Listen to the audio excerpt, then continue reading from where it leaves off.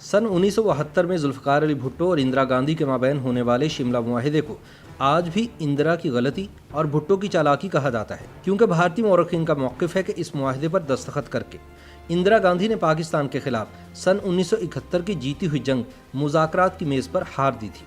ये मुआहिदा, जो शिमला एग्रीमेंट या शिमला अकॉर्ड भी कहलाता है, इसकी दस्तावेज़ पर दस्तखतों की तारीख 2 जुलाई सन 1972 दर्ज है, जबकि हकीकत में इस दस्तावेज़ पर दस्तखत 3 जुलाई की अलग सुबह हुए थे। मुज़ाकरात जो बज़ाहिर नाकाम हो गए थे, इन पर आखिरी वक्त तक रद्दोबदल होता रहा और इस तरह अगला दिन शुरू हो गया था। इसलिए शिमला मुआहिदे पर इंडियन वज़ीर आज़म इंदिरा गांधी और पाकिस्तानी सदर जुल्फ़िकार अली भुट्टो ने दस्तखत 3 जुलाई की सुबह किए थे।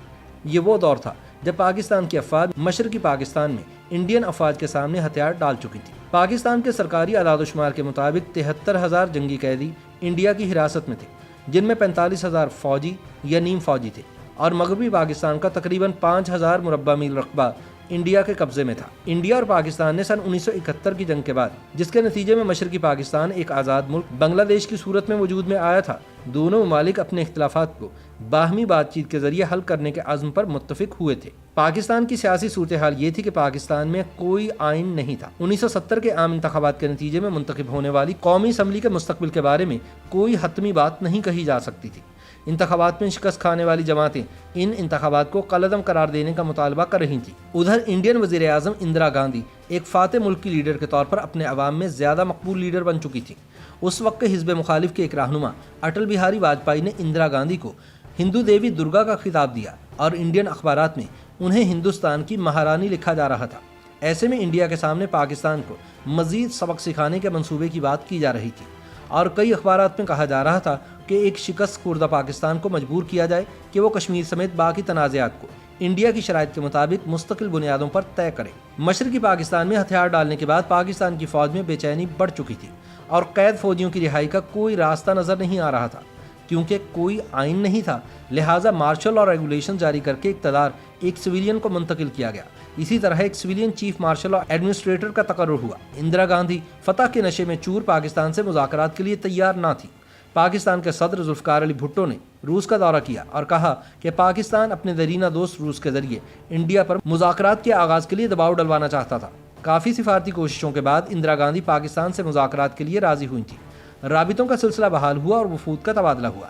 पाकिस्तान के सदर का इंडिया जाकर मुज़ाकरात करने का फैसला हुआ ताकि जो भी इब्तदाई सतह पर तय पा रहा था उसे एक बाकायदा मुआहिदे की शक्ल दी जा सके। भुट्टो और इंदिरा मुज़ाकरात के आगाज़ में इंडिया वाज़े तौर पर एक फातेह मुल्क था, लेकिन इन्हीं मुज़ाकरात के दौरान वो मोड़ भी आया जब बकौल एक इंडियन सिफारतकार के फातेह मुल्क माजरत खा नज़र आ रहा था। इंडियन मुज़ाकराती टीम के एक अहलकार KN बख्शी सन 2007 में दिए गए एक इंटरव्यू में कहते हैं कि बावजूद इसके कि पाकिस्तानी फ़ौज हथियार डाल चुकी थी, दुनिया की रायनामा इंडिया के साथ थी, तब भी हम ज़्यादा हासिल नहीं कर सके।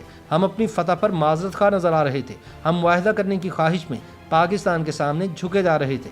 इंडिया से ताल्लुक़ रखने वाले पॉलिटिकल साइंस के नामवर प्रोफेसर उदय बालाकृष्णन सन 1972 के शिमला मुआहिदे को इंदिरा की एक सियासी गलती करार देते हैं। वो कहते हैं कि हमें कभी भी ये मालूम ना हो सकेगा कि वो क्या हालात थे जिन्होंने इंदिरा गांधी को सन 1971 की जंग के बाद पाकिस्तान से एक नुकसानदेह मुआहिदा करने पर मजबूर किया। शिमला मुआहिदा और उसके बाद होने वाले मुआहिदा दिल्ली ने वो सब कुछ दे दिया जो पाकिस्तान चाहता था। वो तमाम पाकिस्तानी इलाका जिस पर इंडियन फ़ौज ने कब्जा कर लिया था और पाकिस्तानी अफवाज में से किसी भी अफसर पर मौजूदा बांग्लादेश में नस्ल कुशी के जुर्म में मुकदमा चलाए बगैर उन सब की बाहिफाजत पाकिस्तान वापसी। डॉक्टर बालाकृष्णन लिखते हैं कि अगर कभी भी इंडिया के पाकिस्तान के साथ ताल्लुकात में कोई बर्तरी और इसके मौसर होने का नुक्ता नज़र आया तो ये वो लम्हा था जब इंडिया ने अपनी ताकत के बलबूते पर पाकिस्तान के 5,000 मुरब्बा मील के इलाके पर कब्जा किया हुआ था और इसकी फ़ौज का तकरीबन 1/4 हिस्सा जंगी कैदी बना लिया गया था। कृष्णन लिखते हैं कि यह हैरत अंगेज़ बात है कि इंडिया ने आसानी से दोनों को क्यों लौटा दिया। प्रिंसटन यूनिवर्सिटी के वुडरो विल्सन स्कूल के बैनुल-अक़वामी अमूर के प्रोफेसर गैरी जे बॉस ने इंटरनेशनल सिक्योरिटी नामी जरीदे में लिखा कि इंडिया के लिए पाकिस्तान के जंगी जराइम में वजीना तौर पर मुलव्विस फ़ौजियों के खिलाफ मुकदमा चलाने से कहीं ज़्यादा अहम मसला कश्मीर को मुस्तकिल बुनियादों पर हल करना था। फिर भी इंदिरा गांधी ने भुट्टो की पाकिस्तानी फ़ौज के बारे में तशवीश को बांग्लादेश को तस्लीम कराने के लिए चालाकी से इस्तेमाल करने की कोशिश की थी। उनके मुताबिक इंदिरा गांधी ने अपनी 12 जुलाई की प्रेस कॉन्फ्रेंस में मीडिया को बताया था कि उन्होंने भुट्टो से कहा था कि जहाँ तक जंग के कैदियों का ताल्लुक है, इस मामले में एक तीसरा मुल्क भी है जिसका इससे बहुत गहरा ताल्लुक है। یعنی بنگلہ دیش، اور وہ مسئلہ اس وقت تک حل نہیں ہو سکتا جب تک کہ وہ بھی ان مذاکرات میں شامل نہ ہو، یعنی جب تک پاکستان اسے تسلیم نہ کر لے۔ جب ان سے بھٹو کے بیان کے بارے میں پوچھا گیا کہ اگر انڈیا نے پاکستانی فوجیوں پر مقدمہ چلانے کے لیے انہیں بنگلہ دیش کے حوالے کیا تو شاید مستقبل میں انڈیا اور پاکستان کے درمیان بات چیت ہونا ناممکن ہو جائے۔ اندرا گاندھی نے بنگلہ دیش کے بارے میں کہا تھا کہ اس بارے میں ہم بہت کچھ نہیں کر سکتے کیونکہ پاکستانی فوج نے بنگلہ دیش میں مشترکہ کمانڈ کے سامنے ہتھیار ڈالے تھے، لہٰذا بنگلہ دیش کی حکومت نے طے کرنا ہے کہ کیا ہونا چاہیے، اور اس کے علاوہ جنگی جرائم کے مقدمات کا انعقاد جنیوا کنونشن کے منافی تو نہیں۔ دوسری جانب انڈیا کی خواہش کے برعکس پاکستان کے لیے شملہ کی سربراہی کانفرنس اور طے پانے والا معاہدہ امکانات سے زیادہ فائدہ مند تھا۔ اس معاہدے کے تحت پاکستان کی 5000 مربع میل زمین جو انڈیا کے قبضے میں تھی اس کی واپسی اس سال کے آخر تک ہو گئی۔ معروف محقق فرزانہ شیخ نے اپنے ایک مقالے Zulfikar Ali Bhutto in pursuit of Asian Pakistan میں لکھا ہے کہ بھٹو نے بنگلہ دیش کو تسلیم کرنے یا پاکستانی فوجیوں پر جنگی جرائم کے مقدمے چلانے پر راضی ہوئے بغیر انڈیا سے امن کا وعدہ حاصل کیا، اور اسی معاہدے نے پاکستان کے جنگی قیدیوں کی انڈیا سے رہائی کی راہ ہموار کی۔ ڈاکٹر آف دی ایسٹ نامی کتاب میں بے نظیر نے ایک منظر بیان کیا ہے جہاں معاہدے پر دستخط کرنے کے بعد بھٹو اپنے کمرے میں داخل ہوتے ہیں اور وہ ان سے پوچھتی ہیں کہ انہوں نے جنگی قیدیوں کی بجائے جنگ میں ہارے ہوئے علاقوں کی واپسی کو کیوں ترجیح دی۔ بے نظیر بھٹو لکھتی ہیں کہ وہ حیرت زدہ تھیں کیونکہ جنگی قیدیوں کے اہل خانہ ان کی واپسی کے منتظر تھے۔ ذوالفقار علی بھٹو نے اپنی بیٹی کو جواب میں کہا کہ انڈین وزیر اعظم نے جنگی قیدیوں یا علاقے میں سے کسی ایک کو واپس کرنے کی پیشکش کی تھی۔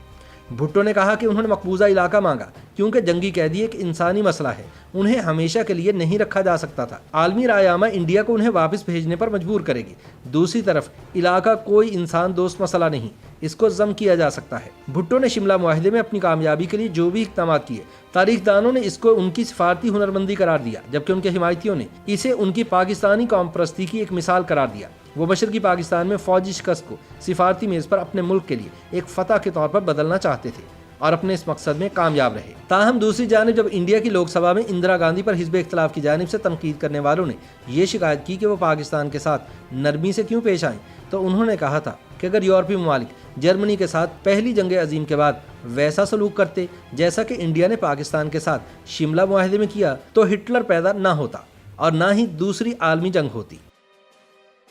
YouTube پر گوگلی نیوز دیکھنے کے لیے youtube.com کی سرچ بار میں googly news T V type کریں۔ گوگلی نیوز کے پیج پر سرخ رنگ کے سبسکرپشن والے بٹن پر کلک کرنا نہ بھولیے۔ YouTube پیج پر اپلوڈ ہونے والی ویڈیوز سے باخبر رہنے کے لیے بیل آئیکن پر کلک کیجیے۔ آپ کو ہر نئی ویڈیو کے بارے میں نوٹیفیکیشن موصول ہو جائے گا۔